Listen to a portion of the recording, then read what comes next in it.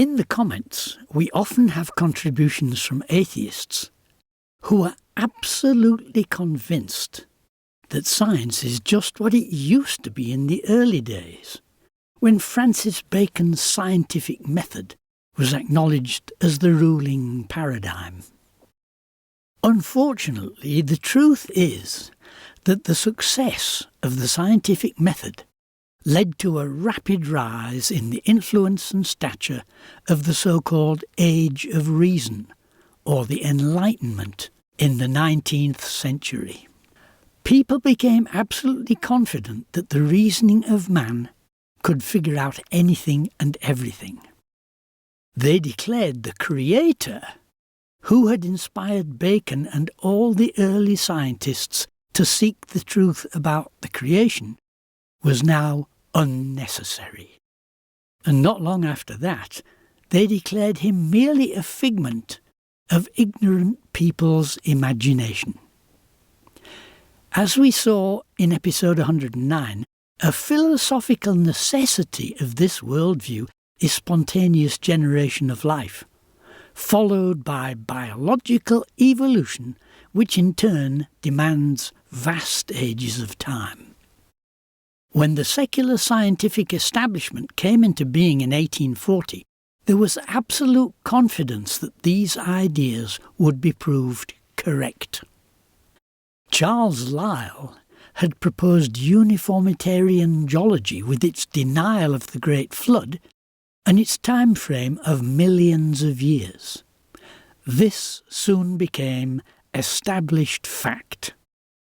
Charles Darwin's evolution by natural selection became just as firmly established as fact. But as the 20th century wore on, it became more and more difficult to maintain either of those stories in the face of ever-growing observational evidence. In the next episode, I want to look at one of the major outworkings of this problem, which, although obvious, has many strenuous deniers. But in this episode, I want to look at one of the consequences which has been obvious to anyone with eyes to see for many years. It's now becoming so obvious that I don't think anyone can deny it any longer. Let's start off by meeting Elizabeth Bick. Not all heroes wear capes, and in today's video I'm talking to someone who I regard as a hero for science. Her name is Elizabeth Bick, and she is best known for finding evidence of image fraud in academic papers. She was the one who found evidence of image fraud in Mark Tessier-Levine's papers. He was the president of Stanford University, and off the back of these allegations actually ended up stepping down from his position as president. Not only that, but Elizabeth Bick is also the one who found evidence of image manipulation in Nobel Prize winner Greg Semenza's work. And just recently, as I reported in my last video, she's also the one who caught out Khalid Shah, a very senior cancer researcher at Harvard University.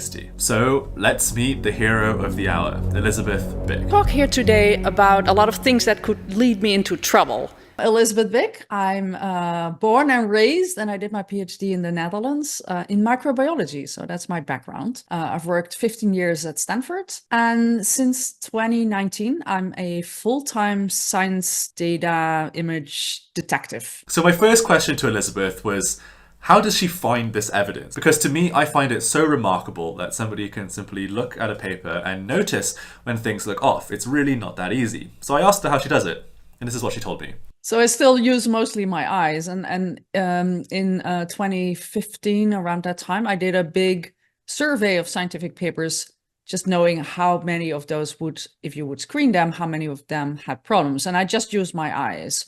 So I'm looking for duplications in papers. And in images specifically, so that might be, two images that are identical, or two panels that overlap, or duplications within a panel. So let's say a cell or a blood band has been stamped and duplicated a couple of times. So that's not good. And that's usually, not done by accident. Since about 3 years, I'm using software, and there are several packages on the market. So I'm using 2 of them, Image Twin and Proofic, to help me find these duplications. And Image Twin has a database of images.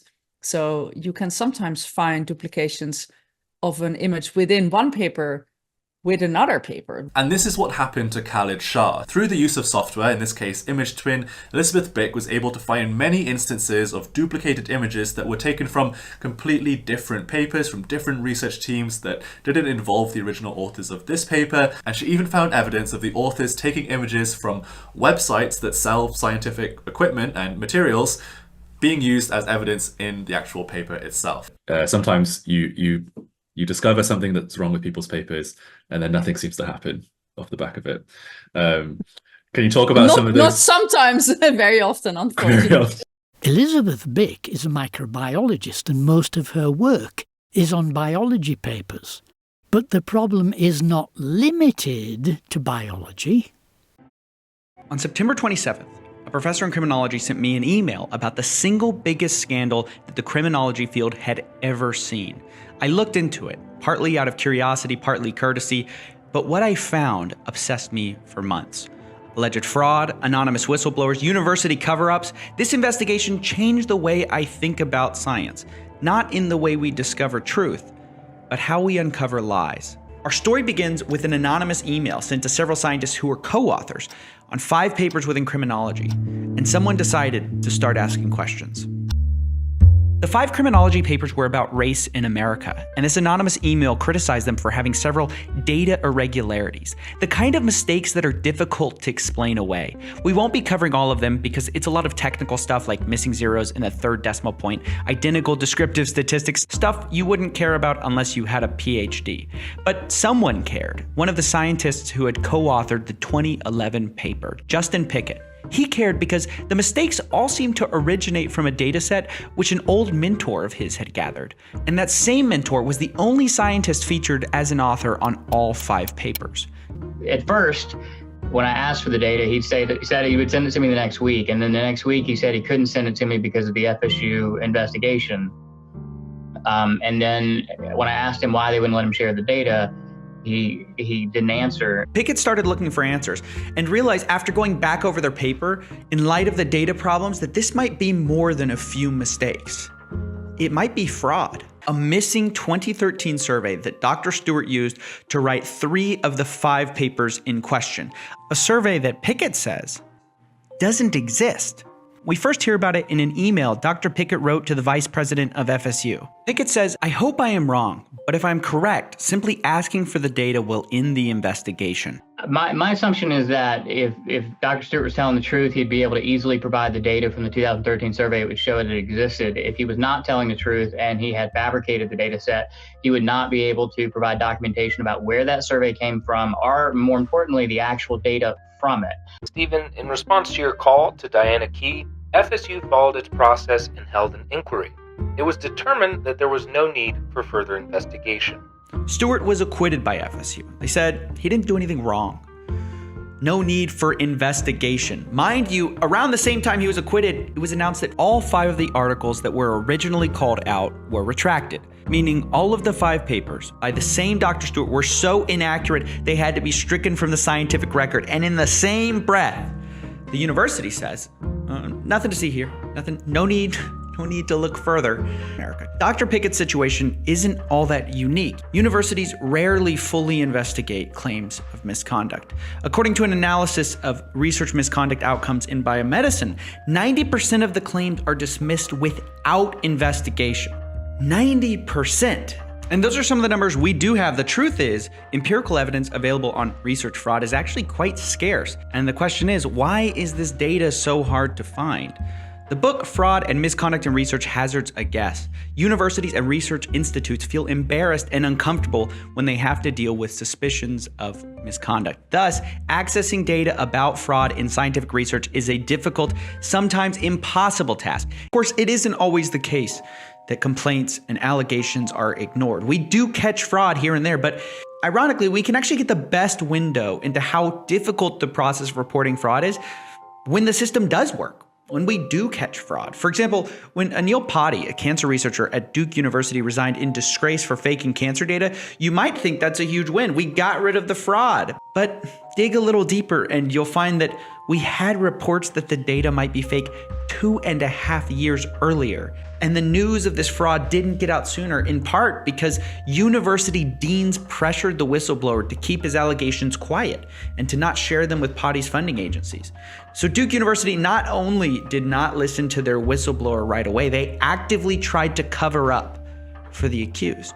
They're biased against the whistleblower, who's frequently labeled a troublemaker and retaliated against. But most of all, they're biased towards the university's interest, which in almost all cases is to let the professor off the hook to prevent the bad press of having a fraud under their roof.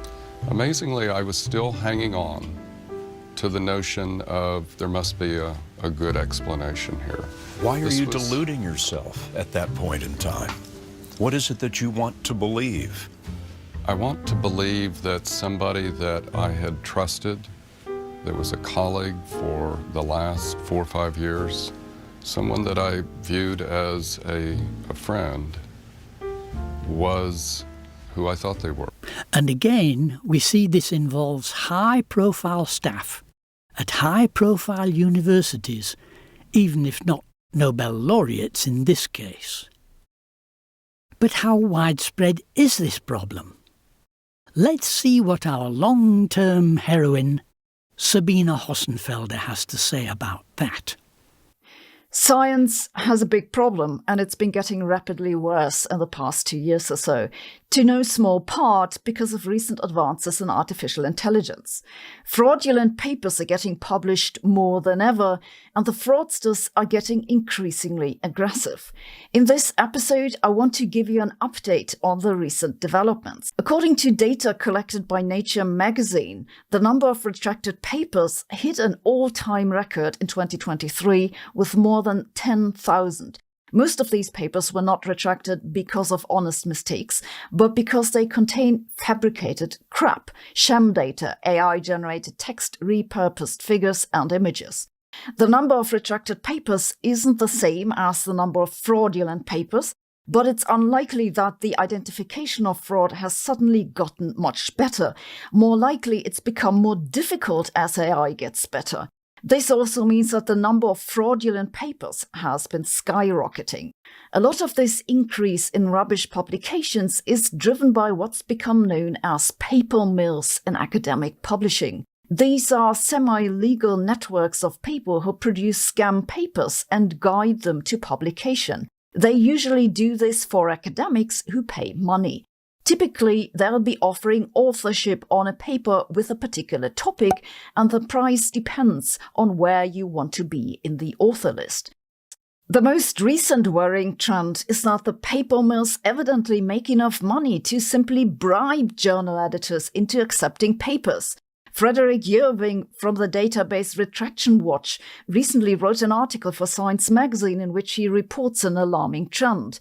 Among recent retractions, those related to bribed editors or other peer review manipulations, such as simply pretending to review a paper with AI-generated text, have steeply increased.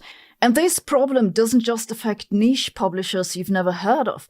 According to Yerving, a spokesperson for Elsevier said every week its editors are offered cash in return for accepting manuscripts. Sabina Alam, director of publishing ethics and integrity at Taylor & Francis, said bribery attempts have also been directed at journal editors there.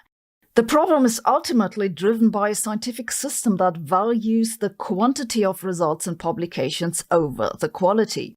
This is not a new insight, of course, but despite it being well known, not much has been done to address it. And so I'm afraid that as AI becomes better, fraudulent work will creep into more and more scientific disciplines and become increasingly hard to identify.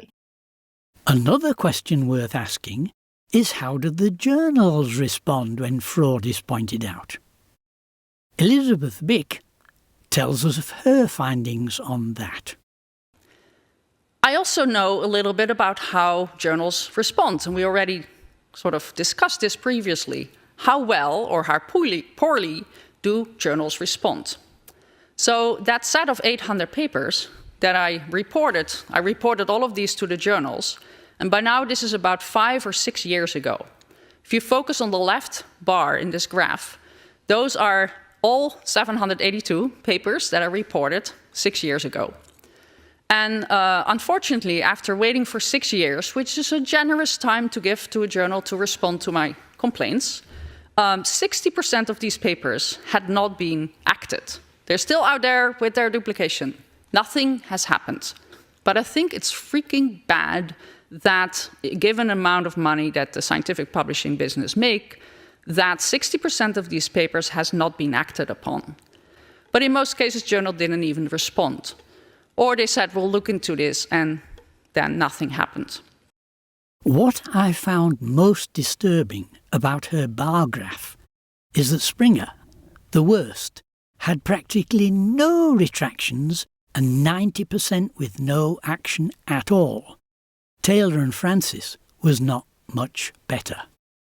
It looks as if the journals are as unwilling as the universities to acknowledge the fraud going on in academia. And it might be a good idea to find out how bad the quality of those dubious papers really is. Our heroine, Sabine Hossenfelder, takes us through one paper to show us in detail. We infer that if a mass can create a curvature, which they think follows from Einstein's field equations, the curvature can also create a mass. This makes no sense because Einstein's field equations say nothing about creation. They simply say that the distribution of mass and energy needs to fit to the curvature. They need to be equal. That's why it's called an equation. All right, but maybe they just aren't good with words, so let's look at some equations, shall we? Units, Planck scale invariant equation. There's a typo here. These should have been italics. These should be an index. Okay, this is very sloppy copy editing, which is generally a bad sign. It usually means that neither the reviewers nor the editors actually read the paper. They claim they can calculate the quark masses. This is getting wilder and wilder. We can write the Ricci tensor as this. They don't say what the square brackets mean, but it's usually a commutator that writes out like this. It's antisymmetric in the indices, which means if you exchange them, you get a minus sign. Unfortunately, as they said earlier correctly, the Ricci tensor is symmetric and not antisymmetric. So this is either a very screwed up notation that actually refers to the Riemann tensor, or they don't understand what they're doing. The Einstein field equations, let's see. They call the stress energy tensor epsilon. It's normally written with a T, but okay. Then they throw away the second term, which is a bad idea because that'll violate energy conservation. Now they introduce the Planck energy, which they also call epsilon. That's another bad idea. If there are any students listening, never use the same symbol for two different things. This equation just got even wronger because now we have two differential operators that aren't acting on anything. Next, they assume something about a Lie group, not sure which, and introduce a third epsilon. Oh no, now we have three different meanings for the same symbol. This epsilon is the Levi-Civita tensor. It has nothing to do with either the energy momentum tensor or the Planck energy. Another typo here. Now let's see. Contract this index and get the stress momentum tensor. And then they contract it again and get, what? A gamma matrix? Where does that come from? And a derivative acting on nothing, which contracts to, guess what? Epsilon, which is the energy of a photon. Not that it matters much at this point, but energy is not a scalar. There are more typos here and here. This T wasn't introduced and was maybe supposed to be a gamma, who knows? And now they've proved that the Ricci tensor is actually a scalar. Okay, I think we can stop here. This is complete nonsense and should never have been published. I'll admit that sometimes I'm a little overcritical, but anyone who knows anything about differential geometry can tell you at one glance that these equations are mathematical rubbish. So what do we learn from this? Well, first of all, we still don't have a theory of everything. Sorry, guys. Second, this paper is so bad, I'm not sure if the authors are serious and just suck at maths, or if it's actually a hoax. Either way, This is an illustration of a much bigger problem. It's that a lot of crap papers get published, and there are now so many crap papers being published that scientists have given up trying to combat this.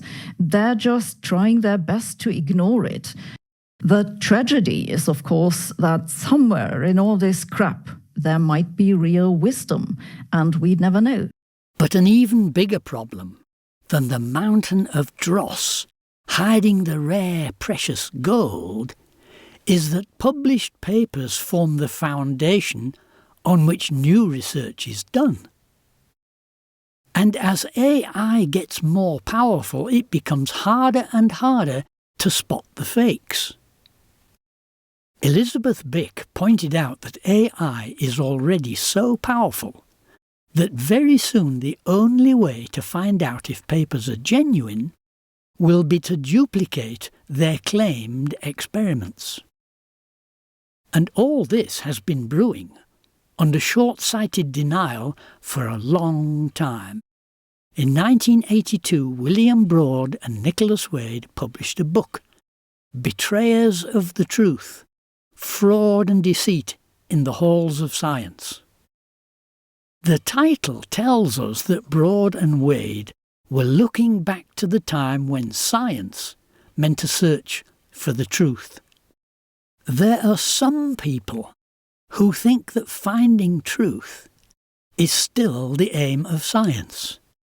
But as we saw in episode 50, the scientific establishment long ago declared that their secular science denies the existence of truth. They claim that even if there were such a thing, nobody would recognize it even if they found it. To secular science, truth is strictly relative. Einstein was very unhappy that the establishment was using his theory to promote their relativism. They claim that science searches only for useful theories. The scientific method relied on a culture of honesty. It was a product of the Christian worldview, which is centred on truth. All the early scientists were Christians. Today's atheist secular humanists hate to admit that. But in a spectacular recent event, a highly respected member of the new atheist movement publicly came out with a stunning realization of the truth. You start with there is nothing. And yes, for years I agreed with you, there's nothing. But if you come round to the idea that there might be something much more powerful than we are, something that caused everything else, then something like Jesus rising out of the dead or these other miracles, Jesus being born out of a virgin, for that higher power is not a big deal. But again, it's a matter of choice, and it is just different planes of perception. And I think here, on this plane of perception, having been a former atheist, I don't think this is something we're going to resolve tonight or agree on right now. Well, and so that is where I think it's perhaps more interesting, even if you choose not to believe, to say, let's at least talk about the value of Christianity for today. For I look at these universities, the most illustrious universities of the West, and you've all shared with me images of young women draped in kefirs, the symbol of Hamas, performing the Muslim prayer. And tell me if those kids are not morally and utterly lost. And Queers for Palestine.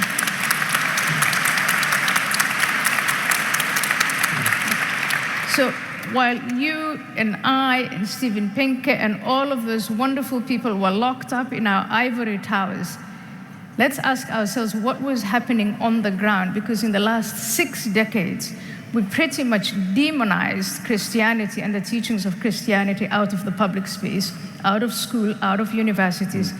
And a vacuum occurred, and that vacuum is now being filled, as G.K. Chesterton said, not because people have come to reason, but because now they'll believe in anything. There are very awful forces today out there that are claiming the hearts and minds and souls of these young students. And when you say there is nothing, you offer them nothing. And Ayaan Hirsi Ali is spot on. The dedicated efforts of secular humanists like Richard Dawkins have eroded the beliefs and the moral framework of the once brilliantly successful culture of Christianity throughout the Western world. Atheists have nothing to replace that culture with, so the vacuum is being filled by foolishness, hate and extremism. And science is floundering in lies, fraud and stupidity. Beware lest any man spoil you through philosophy and vain deceit after the tradition of men, after the rudiments of this world, and not after Christ. Thank you for joining me for this episode. If you enjoyed it, please like, subscribe and press the bell so that you'll be notified as I release new movies. If you'd like to support this project, you're welcome to do so through Patreon. Find a link on my channel banner and in the description below.